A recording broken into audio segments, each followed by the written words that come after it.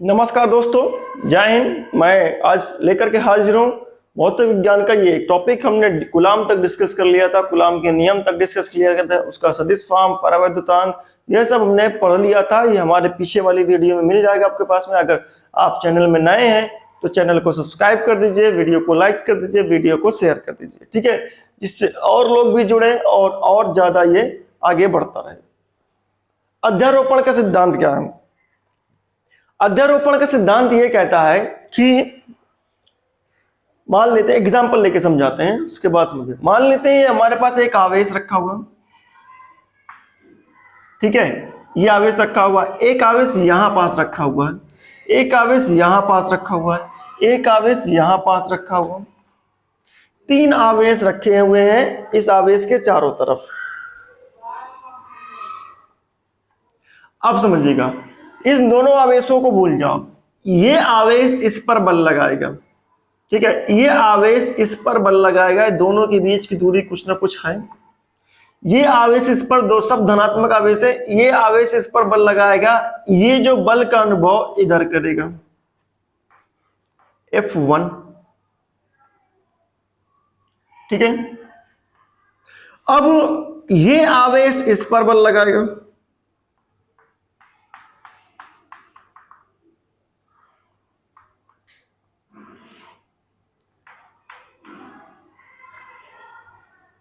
F2, इसकी दिशा इधर की तरफ होगी, ये भी इस पर बल लगाया जाएगा, प्रतिकर्षण बल उधर की तरफ आ जाएगा। ये आवेश बल लगाएगा ये, ठीक है, इधर की तरफ। अब हम मान के चलते हैं कि ये तीनों बल इस पर लग रहे हैं स्वतंत्र रूप से इन आवेशों के द्वारा। ये तीनों बल स्वतंत्र रूप से इन आवेशों के द्वारा इस पर लग रहा है। तो ये जो है कुल बल का अनुभव, यानी कुल जो है इसका परिणामी बल जो है, ये जो बल का अनुभव कर रहा है, इस पर जो कार्यरत जो बल है, ये जो बल का जो अनुभव कर रहा है, इसका मान लेते हैं ये परिणामी बल है F नेट। ये जो परिणामी बल है इन बलों के द्वारा मिला हुआ बल है, ठीक है। इसका मतलब कि इस आवेश पर लगने वाला जो परिणामी बल है, वो परिणामी बल इन आवेशों के द्वारा, इस आवेश पर लगने वाला जो परिणामी बल है, इस अगर परिणामी बल को हमको लिखना है तो परिणामी बल क्या है भाई?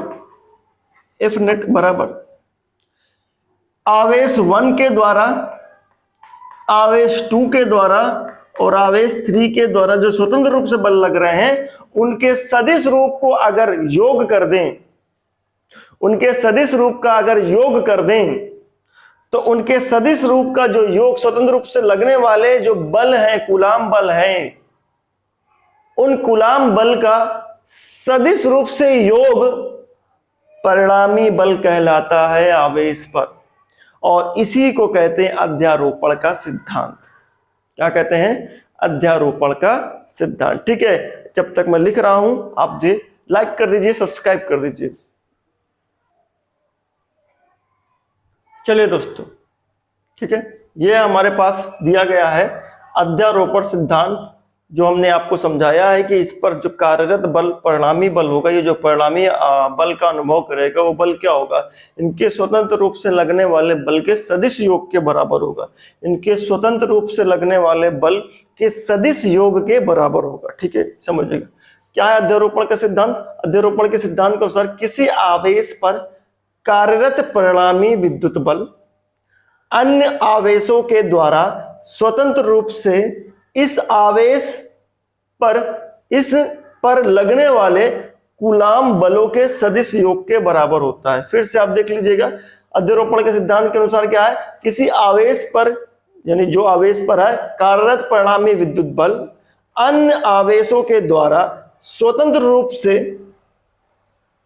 दूसरे आवेशों के द्वारा स्वतंत्र रूप से इस पर लगने वाले कूलाम बलों के सदिश योग के बराबर होता है। दूसरे आवेशों के द्वारा जो इस पर कूलाम बल लग रहा है उसके सदिश योग के बराबर होता है। उसी को हम कहते हैं अध्यारोपण का सिद्धांत। ठीक है, समझ में आया? पॉज करके इसको नोट कर लीजिए फटाफट, फिर आगे की तरफ हम डिस्कस करते हैं।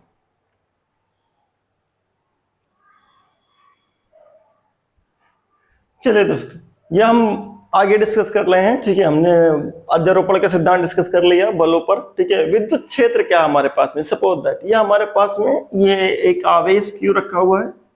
ठीक है, इसके पास हमने एक आवेश रख दिया स्मॉल क्यू। ठीक है, विद्युत क्षेत्र किसे कहते हैं इसको समझते हैं हम।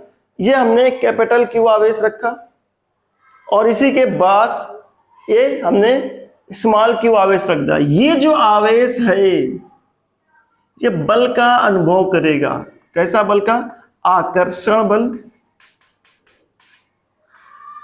या प्रतिकर्षण बल।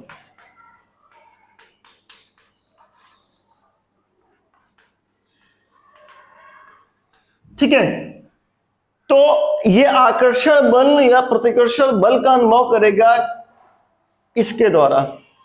अगर मैं इसके और नजदीक लेके आऊं तो ये और ज्यादा बल का अनुभव करेगा।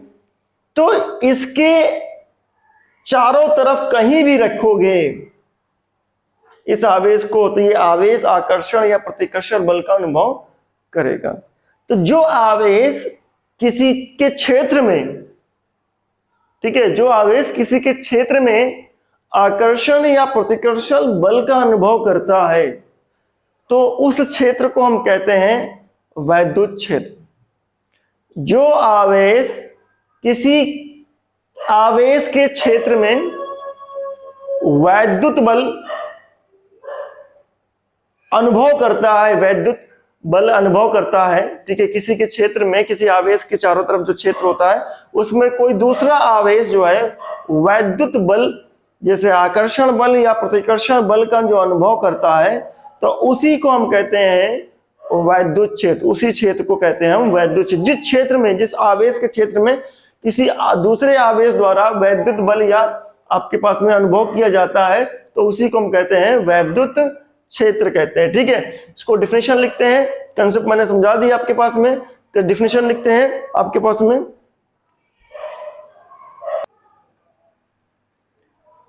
चलिए बेटा, मैंने आपको समझाया कि वैद्युत क्षेत्र क्या है। ठीक है, कोई आवेश किसी के क्षेत्र में आकर्षण या प्रतिकर्षण बल का अनुभव करता है तो उस दूसरे आवेश का वह क्षेत्र आपका वैद्युत क्षेत्र कहलाता है। तो मैंने यहाँ पास इस बात को यहाँ पास लिख दिया। ठीक है, लिखने में टाइम लगता है इसलिए मैं आपका टाइम वेस्ट ना करके मैं खुद ही यहाँ पास पहले लिख देता हूँ, उसके बाद आपको समझाने की कोशिश करता हूँ। मैंने जो समझाया वही को लेकर, किसी विद्युत आवेश के चारों ओर का वह क्षेत्र, इस विद्युत आवेश के चारों ओर का वह क्षेत्र जिसमें रखा कोई अन्य आवेश, इसके क्षेत्र में ये आवेश रखा हुआ है। ठीक है, आवेश आकर्षण या प्रतिकर्षण बल अनुभव करता है।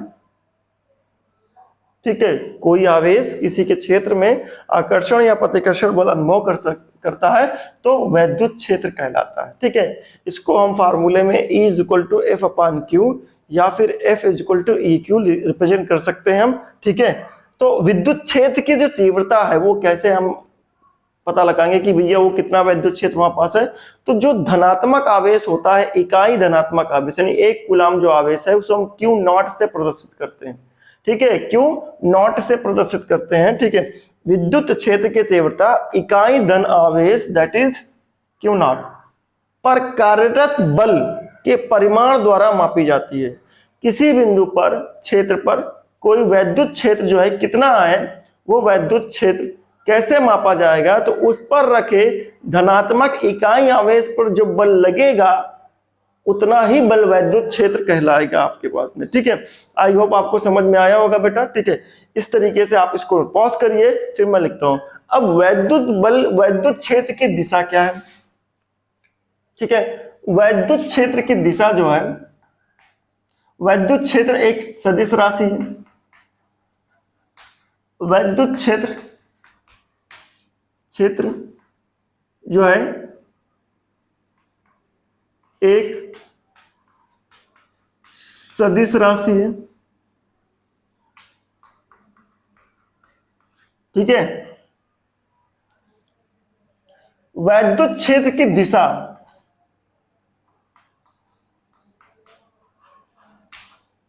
वैद्युत क्षेत्र की दिशा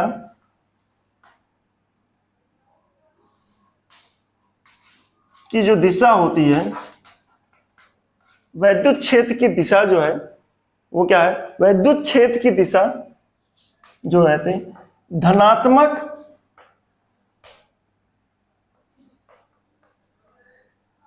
धनात्मक इकाई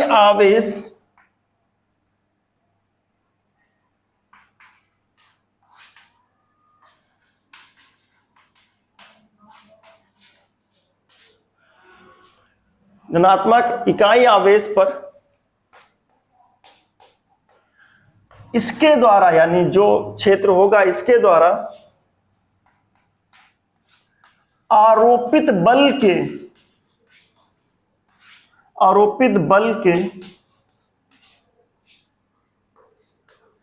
दिशा के अनुदिश होगा।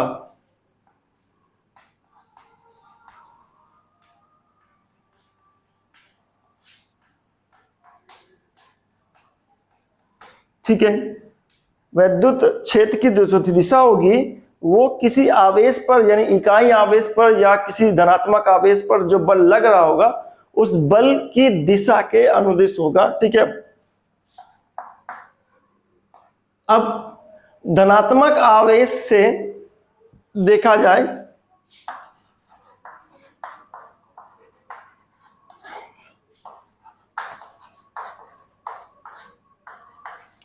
धनात्मक आवेश से आपके पास वैद्युत क्षेत्र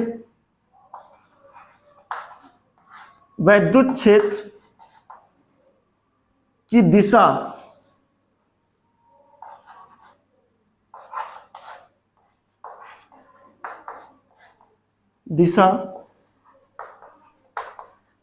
आवेश से दूर, दैट इज निकलती होती है। ठीक है, पॉज करके नोट कर लीजिए बेटा, पॉज करके नोट कर लीजिए इसको, फिर आगे का मैं आपका पार्ट्स बताता हूं आपके पास में क्या आपको कहा जा रहा है।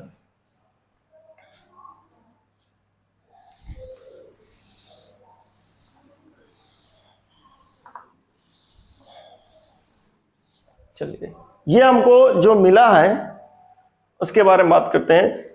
जैसे धनात्मक आवेश हमारे पास ये है, ठीक है, यहां पास इसके क्षेत्र की दिशा ऐसे होगी, यानी धनात्मक आवेश से दूर जाती हुई। यहां पास इसके क्षेत्र की दिशा ऐसे होगी, यहां पास इसके आवेश के द्वारा यहां पास किस क्षेत्र की दिशा ऐसे होगी, यहां पास इसका मतलब ये आवेश जोड़ देंगे तो आवेश से दूर जाते हुए हमको दिखेगी। ठीक है, यहां पास इस तरीके से, यहां पास इस तरीके से आप प्रदर्शित कर सकते हैं। ऋणात्मक आवेश में क्या होता है, क्षेत्र जो होता है वो आवेश की तरफ आता हुआ होता है आपके पास। ठीक है, ठीक है, ऋणात्मक आवेश में वैद्युत क्षेत्र की दिशा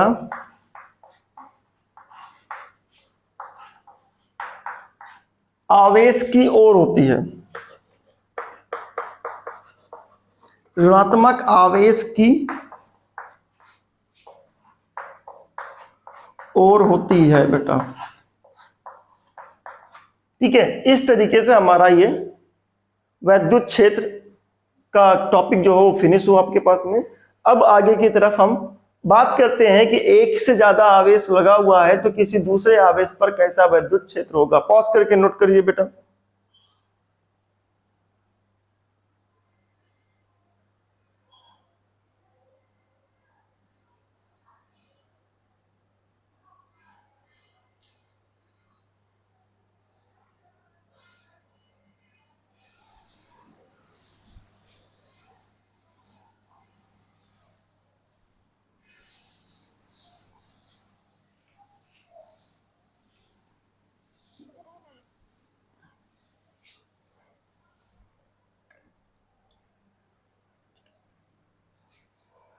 चले, मान लेते हैं हमारे पास कोई एक बिंदु आवेश है, उस बिंदु के आवेश से उससे कुछ दूरी पर एक बिंदु और रखा हुआ है, उस बिंदु पर कितना वैद्युत क्षेत्र होगा। ठीक है, ठीक है, मान लेते हैं, माना एक बिंदु आवेश है। ठीक है, बिंदु आवेश Q है। ठीक है, इससे R दूरी पर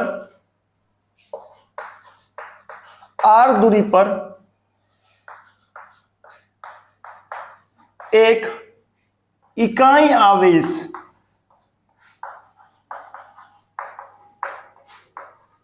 Q0 रखा है। ठीक है, एक आवेश ये है हमारे पास, इससे R दूरी पर एक Q0 आवेश रखा हुआ। ठीक है, तो आवेश Q द्वारा यहां पास आवेश Q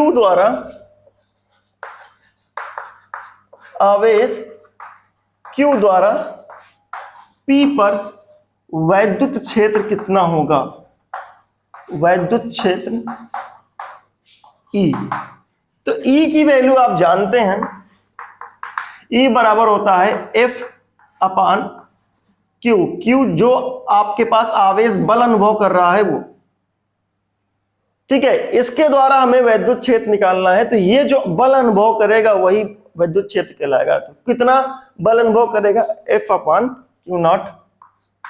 तो E की वैल्यू क्या निकल के आई, F बल कितना हो जाएगा, दोनों आवेशों के बीच में कार्यरत बल जो आपके पास में कितना बल अनुभव हो रहा है आपके पास में, Q0 upon 4 pi epsilon not R square divided by Q0। आप देखें ऊपर तो आपके पास भिन्न है, नीचे कुछ नहीं है, तो आप नीचे भी एक भिन्न बना लीजिए। तो E बराबर क्या लिखा जाएगा, Q0 upon 4 pi epsilon not R square into Q0। Q0 से Q0 खत्म, तो क्या मिला,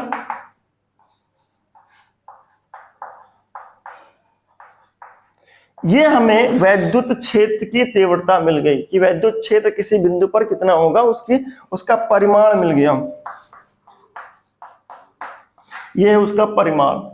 ठीक है, अब हमें इस बात के लिए रखना है कि अगर सपोज दैट एक से ज्यादा आवेश हो जाएं, मान लेते हैं ये आवेश Q1 है, एक आवेश Q2 है, एक आवेश Q3 है और एक आवेश Q4 है, और यहां पास मुझे निकालना है P पॉइंट पर वैद्युत क्षेत्र निकालना है, तो क्या होगा। ठीक है, P पॉइंट पर मुझे वैद्युत क्षेत्र निकालना है, तो ये आपके पास सब धनात्मक आवेश हैं। ठीक है, इसके द्वारा मान लेते हैं क्षेत्र की दिशा इधर होगी, इसके द्वारा जो क्षेत्र की दिशा होगी वो इधर होगी, इसके द्वारा जो क्षेत्र की दिशा होगी, जैसे बल आपने कैलकुलेट किया था वो इधर होगी, इसके द्वारा जो क्षेत्र की दिशा होगी वो इधर होगी। ठीक है, सभी के क्षेत्र की दिशा हमने निकाल लिया, सदिश है उसकी दिशा के सूत्र में निकाल लिया परिणाम। ठीक है, स्वतंत्र रूप से, तो स्वतंत्र रूप से जो आपके पास आवेशों के वैद्युत क्षेत्र हैं, ठीक है, उन वैद्युत क्षेत्र के द्वारा किसी बिंदु पर परिणामी जो वैद्युत क्षेत्र होगा, इस बिंदु पर परिणामी वैद्युत क्षेत्र होगा EP बराबर, ठीक है, स्वतंत्र रूप से होने वाले वैद्युत क्षेत्र के सदिश योग के बराबर होगा। ठीक है, जो स्वतंत्र रूप से आपके पास में है उनके सदिश योग के बराबर होगा। इस तरीके से हमारा ये एक से ज्यादा वैद्युत क्षेत्र है किसी बिंदु पर, तो आप एक से ज्यादा आवेशों का वैद्युत क्षेत्र है किसी बिंदु पर, तो उस बिंदु पर जितने भी वैद्युत क्षेत्र आवेश के हैं उन सभी का सदिश योग कर लेंगे, तो उस बिंदु पर परिणामी वैद्युत क्षेत्र आपको पता चल जाएगा। आपको समझ में आया होगा। Pause the video, note down फटाफट कर लीजिए बेटा। ठीक है, एक चीज और समझा दूं, अगर आपको फार्मूला याद रखना है तो सिंपली कैसे करना है कि कैसे इस फार्मूले को याद रखना है, कैसे करना है, कैसे याद रखना है, मैं बता दे रहा हूं। मान लेता हूं ये हमारे पास एक Q आवेश है, यहां मुझे लगाना है, निकालना है, तो क्या करूंगा मैं, इस आवेश के द्वारा यहां पास वैद्युत क्षेत्र लिखना है, तो कैसे लिखूंगा, तो इस आवेश को लूंगा, वैद्युत क्षेत्र लिखा, इस आवेश को लूंगा, क्यों, और अपान का 4 पाई एप्सिलॉन नॉट और दूरी का वर्ग कर दूंगा। 4 पाई एप्सिलॉन नॉट नियतांक है, कांस्टेंट वैल्यू है, वो बदलती नहीं, वो सबके साथ चलेगा। माध्यम बदलेगा तो एप्सिलॉन की वैल्यू बदल जाएगी आपके पास में, ठीक है। तो इसका मतलब हमारे पास एप्सिलॉन अगर बदलेगा तो वैद्युत क्षेत्र बदलेगा, यानी माध्यम पर वैद्युत क्षेत्र डिपेंड करता है।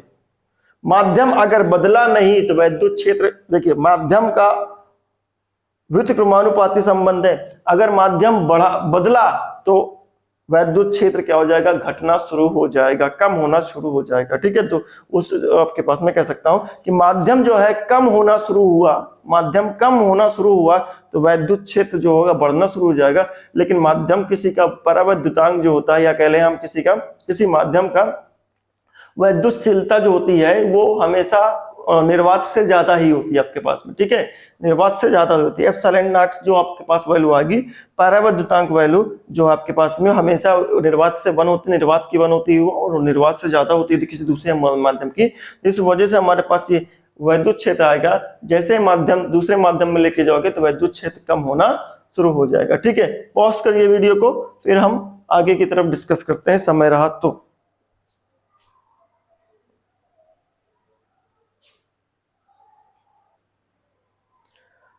चलिए बेटा, काफी टाइम हो गया है, ठीक है। अब हम यहाँ पर रोकते हैं, कल हम डिस्कस करेंगे, क्या क्या डिस्कस करेंगे वो बता दे रहे हैं, ठीक है। कल हम डिस्कस करेंगे आपके पास में विद्युत क्षेत्र रेखाएं क्या होती हैं, ठीक है। फिर क्षेत्रफल सदिश, उसके बाद फिर हम द्विध्रुव के बारे में आ जाएंगे, द्विध्रुव किसे कहते हैं, उसके बाद फिर आगे की तरफ बढ़ता हुआ ये कारवा चलता जाएगा, ठीक है।